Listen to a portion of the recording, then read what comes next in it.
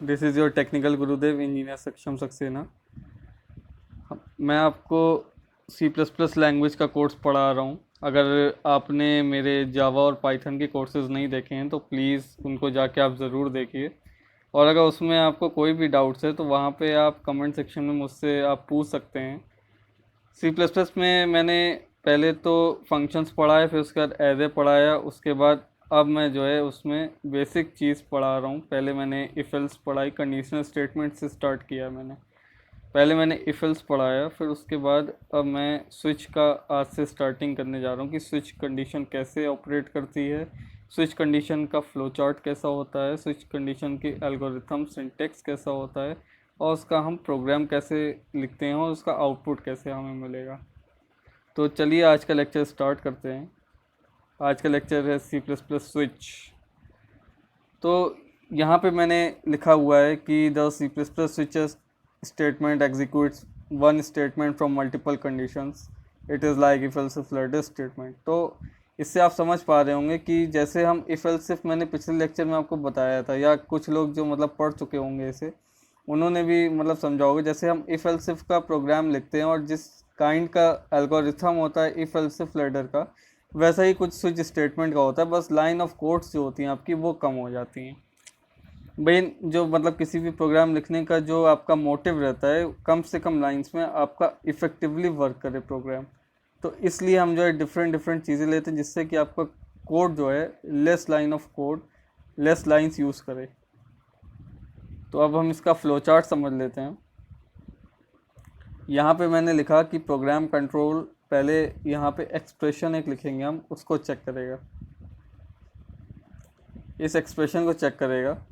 फिर उसके बाद वो केस पर जाएगा, केस वन पे गया, अगर केस वन मैच होता है तो डायरेक्टली वो स्टेटमेंट पे जाएगा और फिर यहाँ से ब्रेक के थ्रू प्रोग्राम से बाहर आ जाएगा। लेकिन अगर अनमैच्ड होता है तो वो ऐसे ही केस टू पर जाएगा, फिर नेक्स्ट स्टेटमेंट पे जाएगा उसके, फिर ब्रेक के थ्रू वो प्रोग्राम कंट्रोल बाहर आ जाएगा। ऐसे ही ये एन टाइम्स चल रहा है।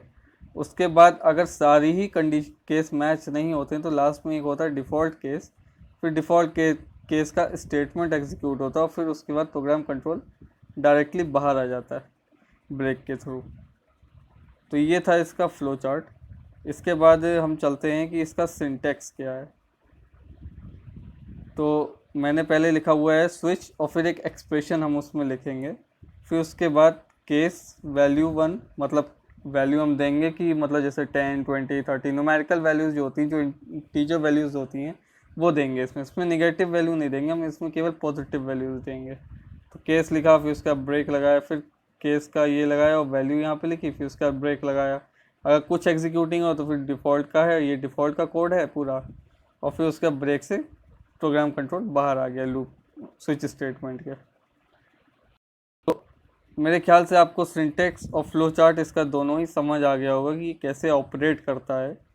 इसके बाद हम नेक्स्ट मूव करते हैं अपने प्रोग्राम की तरफ कि इसका प्रोग्राम कैसे लिखते हैं। फिर उसके बाद मैं आपको इसमें से बताऊंगा कि हम आउटपुट कैसे निकालते हैं। तो आउटपुट मैं आपको यहाँ पे प्रैक्टिकल इसलिए करके नहीं बताता हूँ क्योंकि ड्राई रन सबसे ज़्यादा इंपॉर्टेंट है। अगर आपको ड्राई रन आ गया तो उसके बाद तो आप किसी भी प्रोग्राम का आउटपुट निकाल सकते हैं, कोई भी प्रोग्राम में आपको दिक्कत नहीं फंसेगी। तो ऊपर की तो दो लाइन वही सेम है, hash include iostream, input output stream, standard input output functions इसमें होते हैं just like cout and cin. Cout is standard output function and cin is standard input functions. वैसे तो main मतलब होता है cout का console output and console input. तो हम मेन की बॉडी से स्टार्ट करते हैं। हमने इंट मेन लिखा और एक वेरिएबल डिफाइन किया इंट नम। इंट मतलब इंटीजर।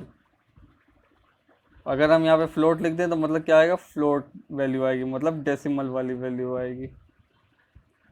तो हमने यहाँ पे डिफाइन किया इंट नम। फिर उसके बाद स्क्रीन पे हमसे पूछेगा enter a number to check the grade, और वो वैल्यू नम में स्टोर हो जाएगी। तो यहाँ पे पहले आउटपुट स्क्रीन पे क्या आएगा, enter a number to check the grade. तो चलिए इसमें हम आगे मूव करते हैं। ये हमने एक स्विच केस लिखा हुआ है, फिर उसके बाद हमने तीन केस बनाए, केस 10, केस 20, केस 30 और डिफ़ॉल्ट। 10 में हमने बनाया कि इट इज़ 10, ये आउटपुट दे देगा इट इज़ 10। अगर 20 हमने डाला, केस मैच कर गया तो आ गया इट इज़ 20। अगर 30 डाला तो इट इज़ 30। या अगर इनके अलावा हमने कोई नंबर डाला तो फिर वो डिफ़ॉल्ट पे आएगा और आउटपुट देगा नॉट 10, 20 और 30। तो चलिए देखते हैं इसमें कैसे करता है। पहले हम यूज़र से इनपुट मांगा, उसने enter a number to check the grade. Suppose that आप लोग ने दिया 20, तो स्विच 20 केस, तो मतलब कि स्विच 20, डायरेक्टली आप केस 20 पर आओगे और यहाँ पे आपको आउटपुट क्या देगा, इट इज़ 20। ठीक है, और फिर उसके बाद ये प्रोग्राम कंट्रोल बाहर आ जाएगा। लेट सपोज अगर आपने आउटपुट में मतलब आपने नंबर दिया ग्रेड चेक करने के लिए 55, तो पहले यहाँ पे स्विच में क्या केस आया 55, स्विच 55, तो उसने केस चेक किया, केस 10 में है नहीं, केस 20 में है नहीं, केस 30 में है नहीं। तो फिर जब तीनों केस में नहीं है तो लास्ट वाला जो स्टेटमेंट है वो एग्जीक्यूट होगा, वही आउटपुट आएगा। तो उसमें ये वाली लाइन आउटपुट में आएगी, नॉट 10, 20 और 30। तो इस तरीके से कुछ हमारा जो है स्विच का स्टेटमेंट काम करता है। आई होप आप लोग को आज का लेक्चर समझ में आया होगा। अगर आप लोग को अभी भी मेरे लेक्चर समझ में नहीं आया, अगर स्विच स्टेटमेंट में आपका कोई भी प्रॉब्लम है, या उससे पहले भी मैंने जो लेक्चर कराए थे अगर आपको उसमें भी प्रॉब्लम है, तो आप मेरे लेक्चर के कमेंट सेक्शन में जाके मुझसे पूछ सकते हैं। मेरे वीडियो के राइट हैंड साइड पे सब्सक्राइब बटन है, तो आप उसको ज़रूर दबाइए। मेरे वीडियो के लेफ्ट हैंड साइड में लाइक बटन है, तो आप उसको भी ज़रूर दबाइए। और वीडियो को आप ज़्यादा से ज़्यादा शेयर करिए। तो चलिए आज के लिए इतना ही रखते हैं, मिलते हैं नेक्स्ट लेक्चर में। Thank you.